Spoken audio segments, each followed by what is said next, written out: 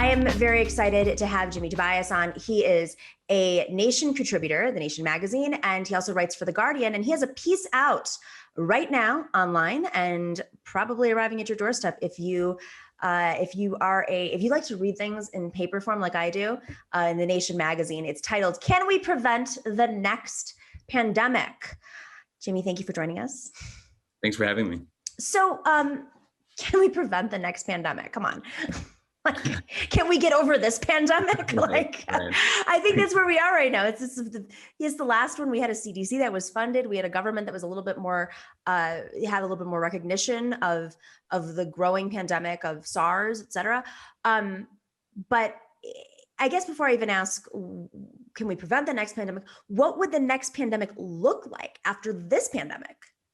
Yeah, I mean, every scientist I've talked to in the last year has basically said the same thing, that we're looking, down the barrel of more pandemics. We're living in this pandemic era where diseases keep spilling into the human population, mostly from wild animals. We're looking at that in the future, and it's also been our past, from Zika to HIV to SARS to bird flu.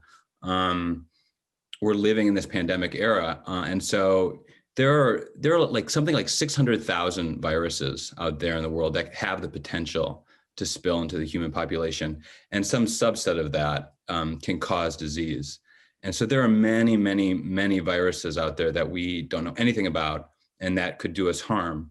And so we have to get a handle on that. And I think this moment with this terrible pandemic, as bad as it is, should be a wake-up call that, there could be worse things in our future if we don't start getting serious about this threat. Why? Let's just go back a little bit. I know we've all been living in this pandemic and are probably exhausted by the news of the pandemic, but in the beginning it was very confusing as to where this COVID-19 started. Did it come out of from bats? Did it come from an open air market in the Wuhan province? Like there was controversies and conspiracy theories being spread everywhere, but you mentioned it does come from wild animals. Why is that the case, and how does that happen? Yeah, most pandemics and epidemics originate in wild animals. Wild animals, whether they're bats or rodents or primates, they harbor within themselves all sorts of viruses that human beings have no experience with, that we've never been infected by. And that's just the reality of living on Earth. But as human beings move into wild habitats, as we destroy habitats, as we deforest or mine or build real estate developments in previously undisturbed forests or whatnot, we come into contact with these animals, and that increases the possibility that the viruses in their bodies will spill into our bodies. And so no one knows exactly what the sequence of events was that resulted in COVID-19 infecting human beings, but scientists are sure that it ultimately originated in bats, because bats in Southeast Asia and in China and really around the world harbor coronaviruses, and they spill into the human population. We just got really unlucky this time, and this particular coronavirus was infectious and deadly. Now, there are institutions and global institutions, and of course, there are countries that focus on predicting when the next pandemics hit and preparing. You talk about EHA. Can you describe what EHA is and what their role in all this is? Yeah, the EcoHealth Alliance is a nonprofit group based in New York, and they are part of this movement, this One Health movement of organizations and individuals around the world who are really fundamentally, their central message is that human, animal, and environmental health are intertwined and interconnected. And if we destroy the environment, we will face consequences, including these rising infectious diseases, these pandemics that will spill into our population. And so they're trying to break down barriers between the different scientific disciplines, bring people together to tackle the health problems we face alongside the environmental problems we face, because ultimately they're intertwined and interconnected. And so they're doing all sorts of work around the world to find viruses, to protect animal populations, to promote this One Health model at the local, federal, national, international level. And so, yeah, they do all sorts of different work, but they've been at the center of this movement for some time. So even if we're able to recognize that these wild animals and climate change and deforestation and everything that you discuss exacerbates the crisis of the pandemic, there's just, how does government respond to this? How does government say, okay, stop developing, you're creating these pandemics? I mean, there's obviously many effects of climate change and causes of climate change, but how can governments around the world really curb anything that comes out of this research, it's essentially capitalism, right? Like how do we expect these capitalist governments to say, okay, enough? Well, I'll give you, one of the examples I looked at in the story, and the one that I probably found the most intriguing, was back in 2013, there was this big real estate developer outside of San Antonio, Texas, that wanted to build this huge new residential community that was going to be right next door to the biggest migratory bat colony in the world. And so obviously, and that created a lot of problems. I mean, not only did it destroy wildlife habitat and pose danger to the bats, but bats harbor all sorts of viruses. So the local government and activists in the area, bat conservationists, were really concerned that this real estate project was going to put people in harm's way and potentially lead to a virus spilling over into the human population. And so the EcoHealth Alliance sent one of its scientists down there. They spent a number of weeks researching the project and putting together a report that found that if the development was built, not only would it harm the bats, but the local government could be expected to see a rise in rabies, a rise in all sorts of issues. And so ultimately the government and the activists and others banded together and bought out the real estate developer and prevented them from building this huge, enormous complex. And so that model, I find interesting because already our government has, all sorts of laws in the books, like the Endangered Species Act and the National Environmental Policy Act, that they use all the time to regulate and control development, even if they could do a better job, obviously. You could see a future where sort of like an environmental health analysis, like the one that was done in San Antonio, could be integrated across the board and prevent projects from being developed in places where it poses a risk to species and it poses, the risk of viral spillover. So there are interesting, intriguing possibilities out there to actually integrate this idea into the way, we do environmental regulation, for example. But how do you push environmental regulation? Does it come from the UN? Does it come from global health organization? Where in China, in Brazil? Is Right. Bolsonaro really going to respond? Probably not.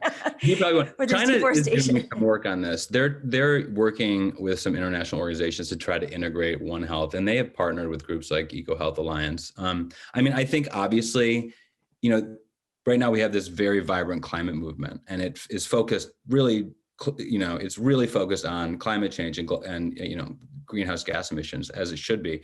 But there's all these other environmental crises that are very dangerous, that could be integrated into these movements.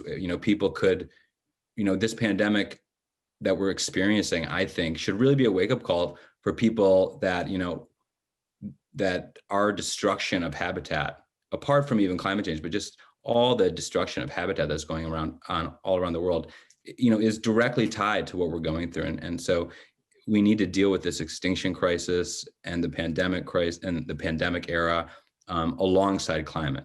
Climate's not enough to focus on. It has to be a broader frame than that. It actually seems it seems like a very good frame of messaging to appeal to folks that normally would be pro-development or may not care about the sea lions dying, totally.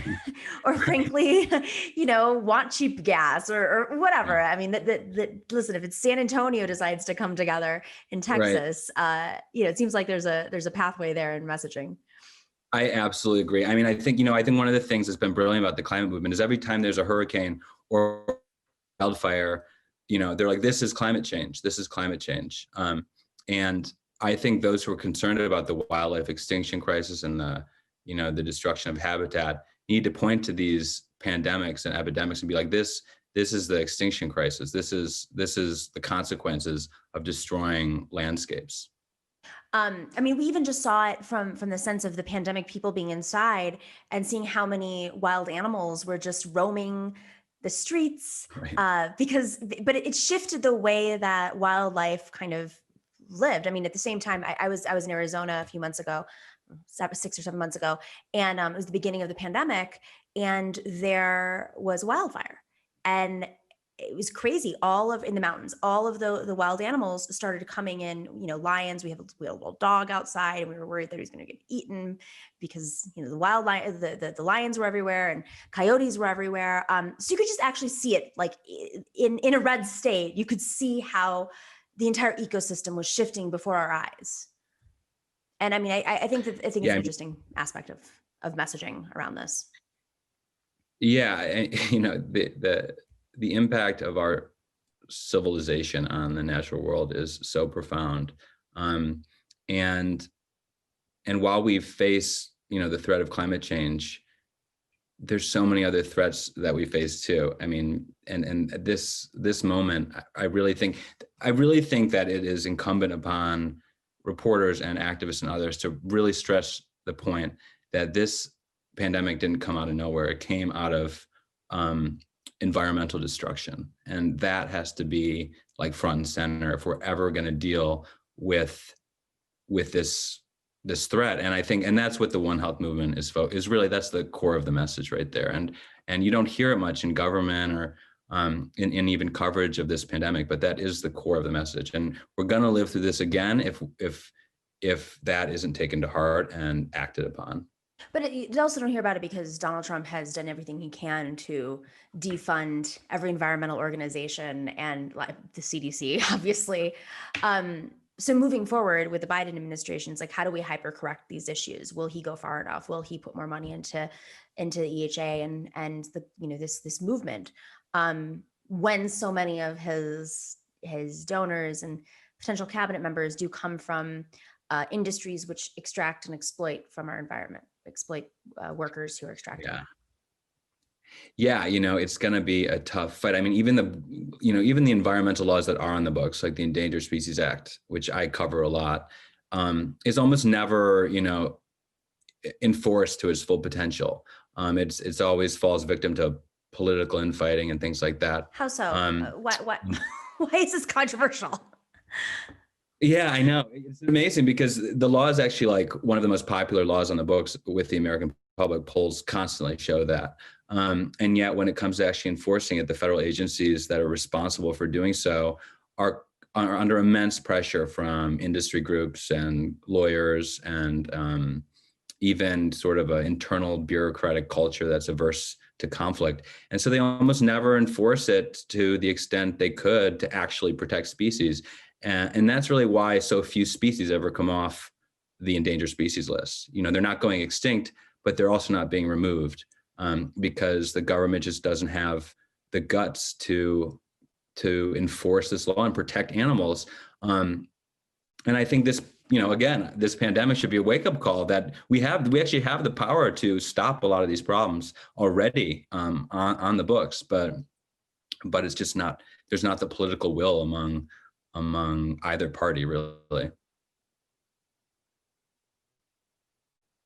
I'm looking forward to seeing Sunrise make phone calls around this issue. But I do think that it's an interesting way for different movement organizations to come together and work together towards a common good, because of what you just said. The framing is much broader than the typical, you don't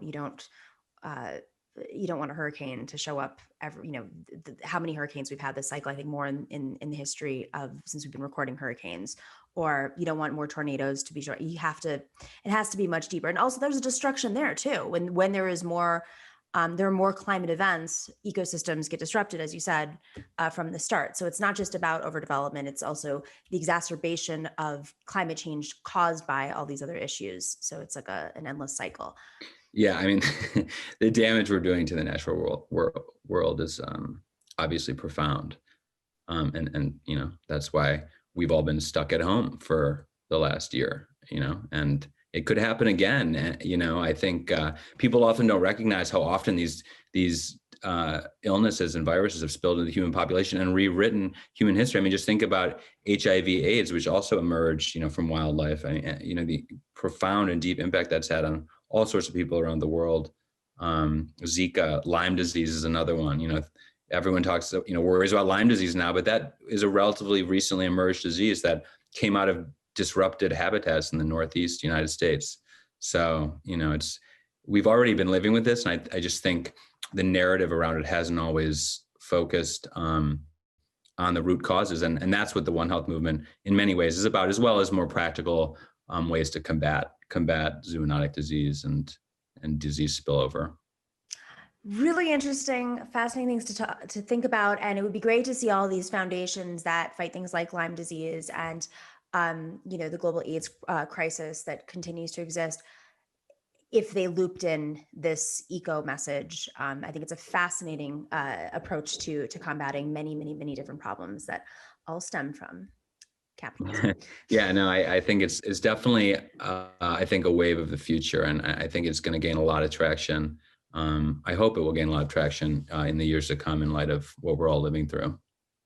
Jimmy Tobias, go check out his article right now at The Nation. I think it's a fascinating way of looking at this pandemic. It's called "Can We Prevent the Next Pandemic?" I wish in the title it said by also combating climate change, but you'll have to read that later, right. Whoever does your titles. All right. Thank you so much, Jimmy. Happy holidays. Happy holidays to everybody else. Thank you for having me. Happy holidays. Thanks for watching and listening to The Nomiki Show. But remember to click like and subscribe on YouTube, and please share on social media. If you're not already a patron, please join us for as low as $5 a month on patreon.com/The Nomiki Show for early and special content. That investment makes a huge difference. We are not corporate media raking in the dough. It's really you guys that are keeping us going. So please consider being a patron. And to our current patrons, thank you so much. We are incredibly grateful to you. We also now have swag. So check us out on thenomikishow.com to get your mugs, your totes, and your stickers.